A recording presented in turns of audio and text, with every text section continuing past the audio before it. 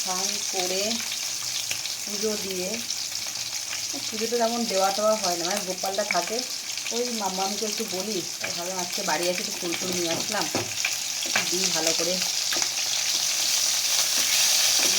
এদিকে মাছ ভাজা হচ্ছে, রান্নাটা হোক, রান্নাটা বসিয়ে তারপরে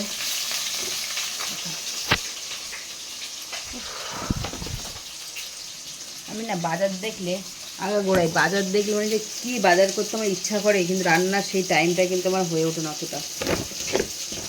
প্রচুর বাজার করেছি, প্রচুর, মানে আমার 2 হাতটা ব্যথা হয়ে গেছে বাজার করতে গিয়ে আজকে।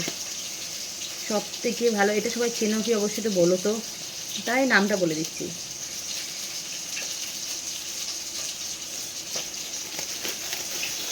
এটা কেউ চেনো একটু কমেন্ট করো। এটা ছিল পটল পাতা, পটল পাতা বড়া। আর তারপরে এই ডাঁটাগুলো না, মানে আমার দিদিদের বাড়ির ওখানে যে পটল গাছ হয়, যে ওরা খুব সুন্দর রান্না করে, পাতাগুলো বড়া করে, মানে তিতো, একদম তিতো হয়। আমার তিতো খেতে খুব ভালো লাগে। এগুলো কোনো ফ্রিজে গুছিয়ে রাখতে হবে, না গুছিয়ে রাখলে দেখা যাবে 2 সপ্তাহ পরে সবাই মাঠে ফেলে দিয়েছি। সকালে কিছু বাজার করেছি বাড়ি থেকে রান্না করার জন্য, ভেবেছিলাম হয়তো যাবো না বাজারে। নিম বেগুন সব তিতো, ইচ্ছে, কারণ মাম্মামকে আজকে একটু শুক্তো করে দেবো ভাবছি না, এখন শুক্তোই করবো মাম্মামের জন্য। ইচ্ছে আনলাম ভেন্ডি, কারণ মাম্মা সবসময় এই যে আমার সবজি ঘরে লাগে, কারণ হচ্ছে মাম্মামের জন্য। আমার সবজি না হলেও আমার চলে যায়, কিন্তু মাম্মা সবজি ছাড়া খেতে পারে না। বিট আর গাজর, হয়তো অনেকেই জানে বিট গাজর, আমি বিট আর গাজর একটু জুস খাই। অনেকগুলো নেওয়া হয়েছে, ফ্রিজের ভিতরে ঢুকিয়ে দিলে ভালো থাকবে এগুলো। মানে এগুলো টেনে আনতে যা কষ্ট হয়েছে। একটু ফোনে সেবা ছিল, ফোনটা করতে হবে।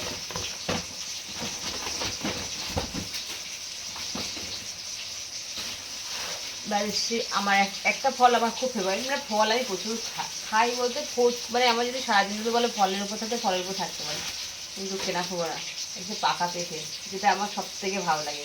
এটা বলো ফেসিয়াল করা বলো, হয় না ফেসিয়াল করা আমার পক্ষে সম্ভব না, ঘরে বসে যাবো ফেসিয়াল করা। মামামের আপেল, একটু পেয়ারা, ও একটু মরণি খাই, একটু আঙুর, যেটা আমার ঘরে সবসময় থাকে, মানে পেঁয়াজ আর আলু, মানে এগুলো আমার ঘরে অটোমেটিক থাকবে। এটা বয়ে আনতে যে কী চাপ,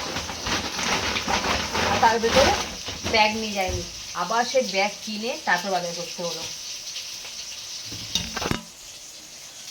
বলো এখানে কত টাকার বাজার হতে পারে, সবাই কিন্তু একটু কমেন্ট করে বলো। আর এটা ভেবো না যে বাজার দেখাচ্ছি বা কিছু, ভাবলাম সব কিছু শেয়ার করি, একটু এটাও শেয়ার করে দিই, সেই জন্য শেয়ার করলাম। আলু দেখো, আলুটা বয়ে আনতেই কষ্ট, মানে যেখান থেকে এসছি অটো করেই এসছি, বাড়ির সামনে জাস্ট 2 মিনিট টাইম লাগে। এখন যাই রান্না করি, রান্না বসেইছি আবার, মামা ওঠার আগে মামামের রান্নাটা কমপ্লিট করতে হবে।